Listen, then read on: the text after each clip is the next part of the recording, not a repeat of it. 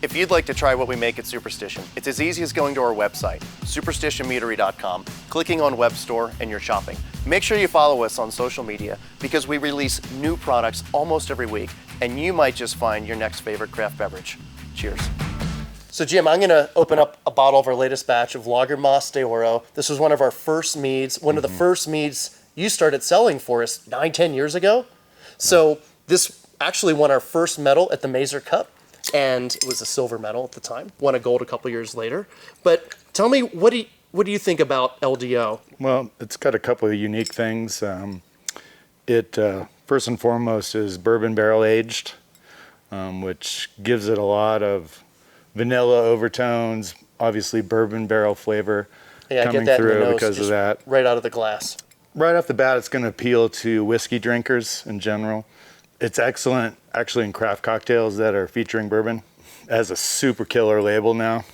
Yeah, so, when you look at a bottle, you often think you can see the front and the back, and it's like 50-50. You can really see a third of the bottle at once. So most of our screen printed bottles have 3 plates, 3 sides, and we have our description, and then we've got the cool sugar skull where the teeth are actually mead glasses and showing the gold of the liquid behind it, and Oro is gold in Spanish. This is tears of gold after all, with a single tear on the skull. Then we have this sort of ghost dancer, like Day of the Dead style, and what you may not know is that the gray ink on this bottle actually glows in the dark. So when you hold it to the light, you can go inside a room with no light and actually see the skull. And it's like, it actually looks really cool on your phone. Cool, yeah. It's one of our drier meads also. So people that are looking for maybe a more traditional style mead, even though this does have bourbon barrel influence, this would be a good one for them. I think it's a really good place to start. Cheers.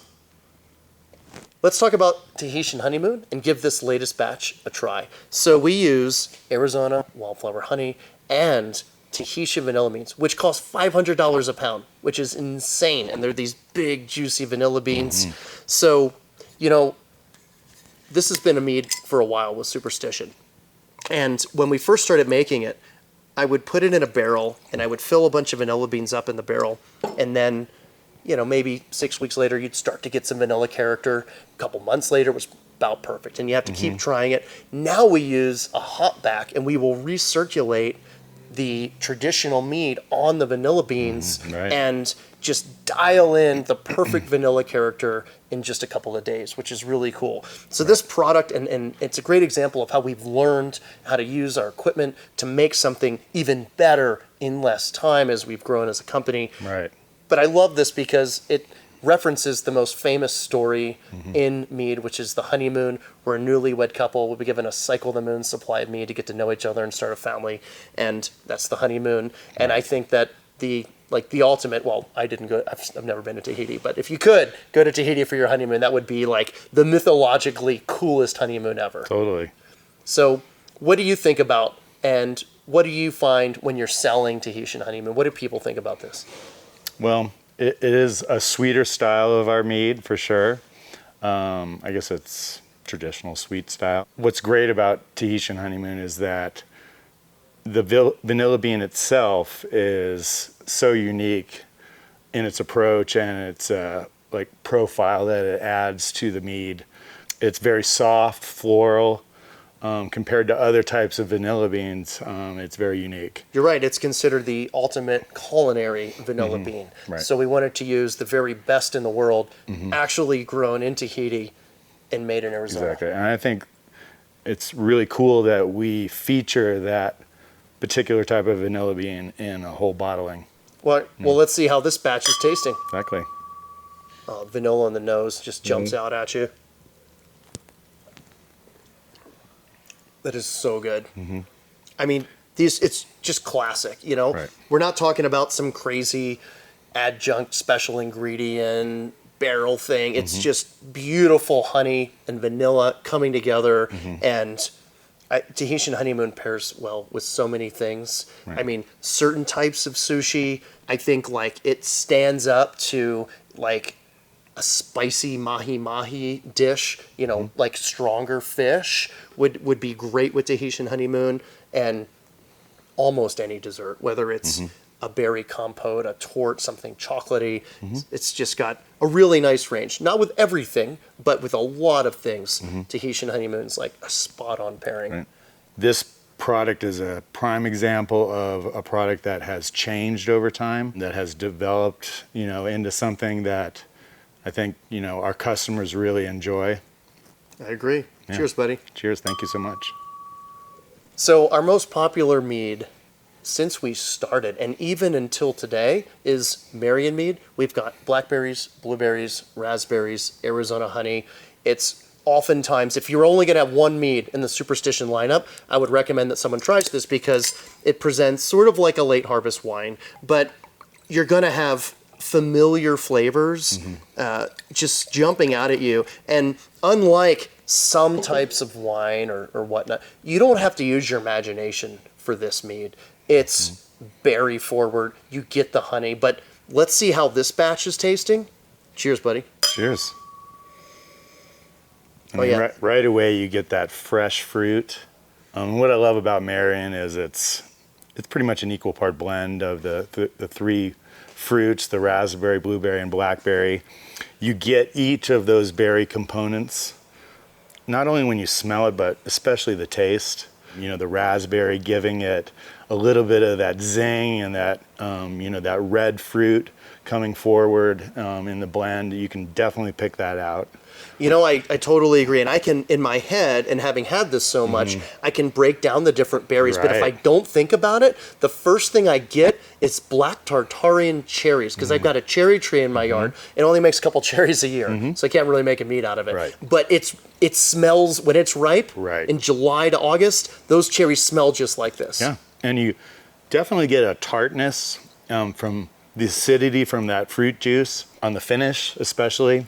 Yeah, it gets the side of your cheeks, the side of your tongue, kind of the back of your palate. Definitely. It's savory. And it really kind of creates a lasting finish for this mead. It really lingers in your mouth.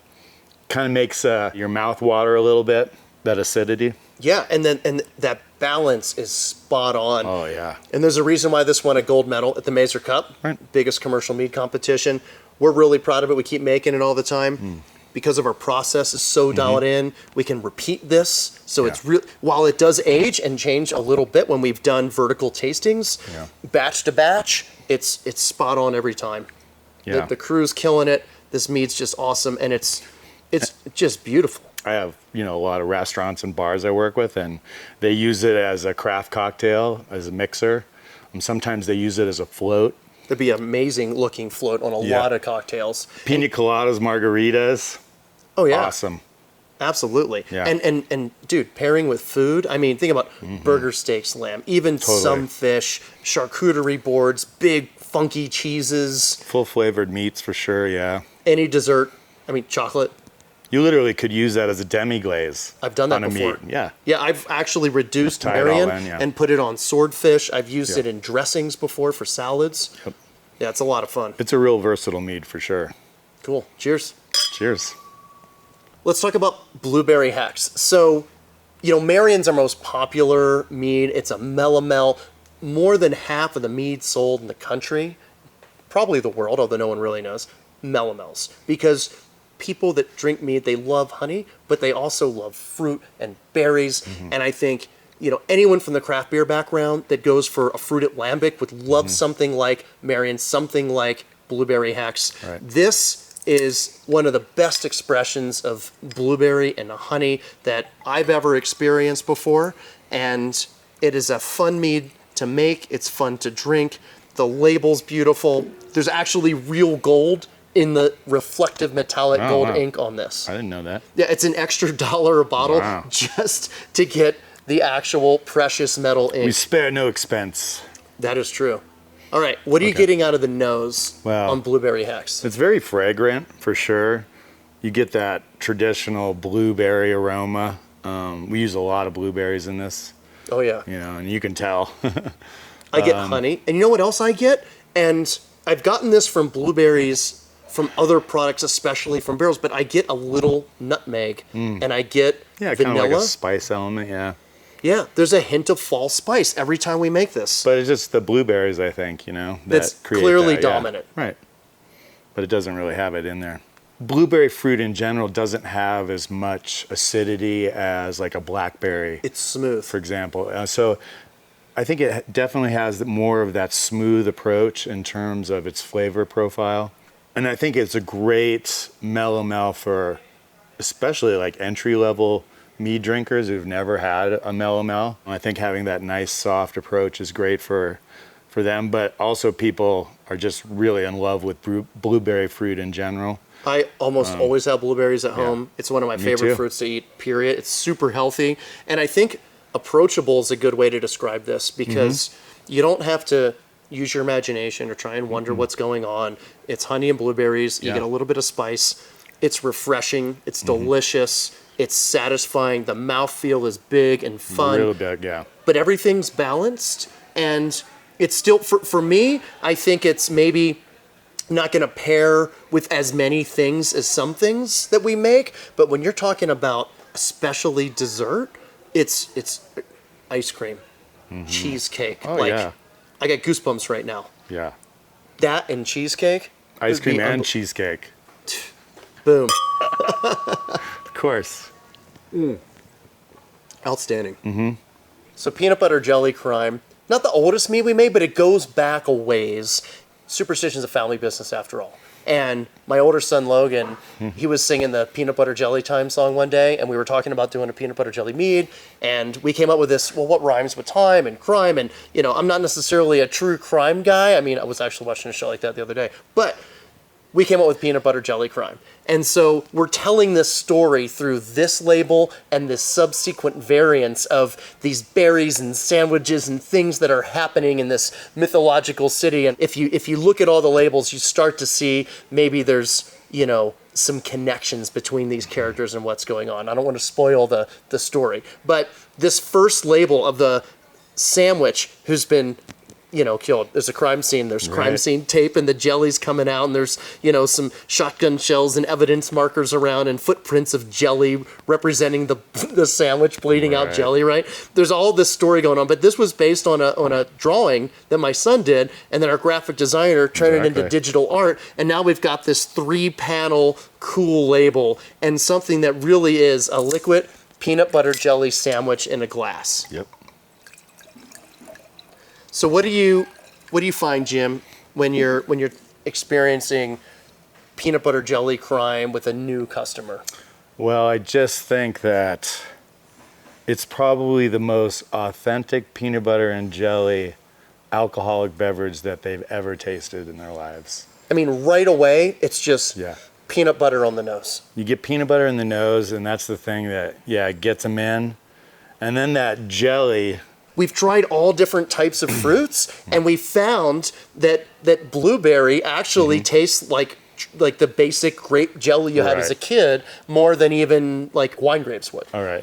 Like Concord grapes or something. Yeah, and that's close, and it tastes like a jelly, and so does strawberry, but the blueberry just tastes like the traditional element of fruit in a peanut butter jelly sandwich. I always joke, my mom should have put that in my lunchbox. That would have been awesome. That would have been better adjusted. Yeah, no kidding.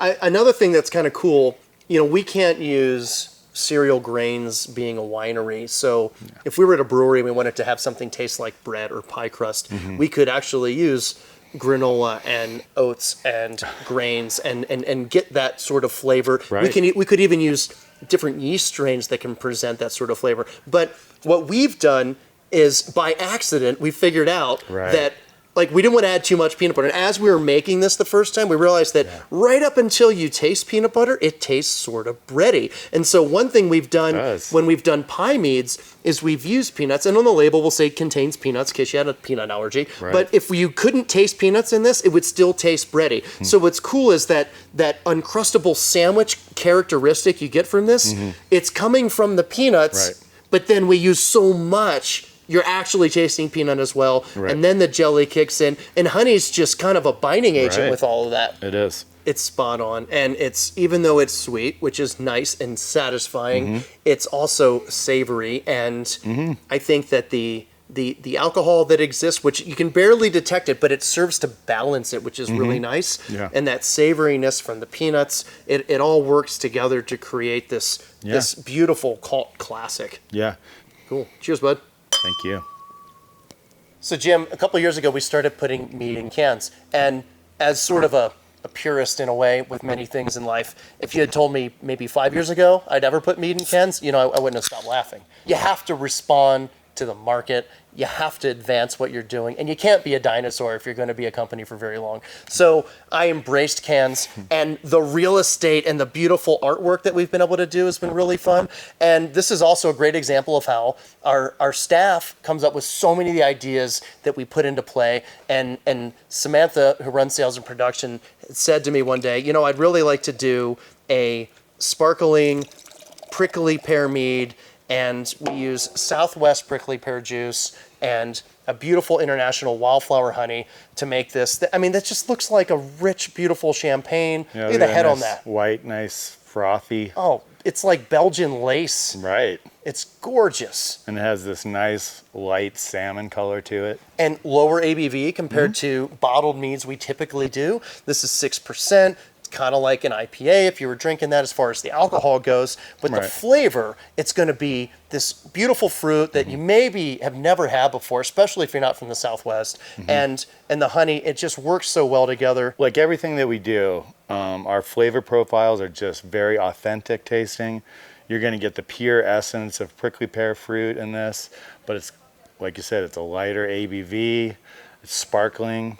So very refreshing. You can take this out by the pool. This really is the perfect summer drink. I mean, you can drink it at any occasion. I want this, like you said, cold at the pool, at the beach, the lake. It takes time sometimes to perfect, a product. And this one, in my opinion, is just about as good as it can get now. Well, yeah, when we started doing traditional meads that were carbonated, we tried that, and then we tried fruits, and we're like, man, we need something that's going to represent who we are, and in this case, represent where we're from, and we wanted to nail it. Exactly. But you're right, Jim, that over time, we don't want to change anything dramatically, but we always want to make it better. If there's a way to make something better, then we're all about it. And I mean, look, it's crystal clear. It's just beautiful. It's like golden champagne, but it tastes like Arizona. Yeah. It's, uniquely Superstition, Arizona. Definitely speaks to that, but just very refreshing. You could kill a couple of those easy. Amen. Thank you. All right, Mimosa. So one of the fun things that we do at Superstition, whether it's a peanut butter sandwich or a pie or an ice cream, we're going to take something that we love that's not mead and turn it into mead. So who doesn't love brunch and mimosas? So we were able to do that with Mimosa. This is just orange juice and honey, and it tastes exactly like and looks exactly like a mimosa that you made with just orange juice and champagne. Yeah. It even tastes and smells like champagne to me. I never would have forecasted that was possible until we tried it out and we did it ourselves. Yeah, no, this one's perfect. It's great for poolside. It was one of the original cans ideas that we came up with. And it's 6%, so it still has a good amount of alcohol in it as well. Yeah, and if you think about a champagne being, most 12 to 14% for most champagnes or Proseccos, you're going to cut that 50-50 with OJ. Yeah. It's the same ABV. Yep. It's the same color, texture, mouthfeel. It's spot on. It really tastes like, we can't just blend up spirits like willy-nilly and make craft cocktails in cans, but we can take our technology, the ingredients we have available to us as a legal winery, and create mimosas and bellinis in cans. Exactly. And so, this stuff is kind of a trend, these days. But this stuff, like all of our things, very authentic tasting. Many people that try this for the first time think it tastes better than a traditional mimosa. You are getting it made. It's made with honey. So you're not using some cheap champagne or whatever. Totally. And we do it all for you. It's all right in the can. The one thing I will say about it is that before you open these cans, you should turn it upside down at least once or twice, Yeah, not too much because it is carbs. Right, but exactly. Yeah, the orange juice, because it's real orange juice with pulp, it will settle. So just kind of like rolling the can or a little, like you said, a little boom boom. And then open it up. So you don't stir up the carbonation. Yeah. Chill it, combined crack right it. there. Yeah. You're ready to go. Exactly. Cheers. Cheers.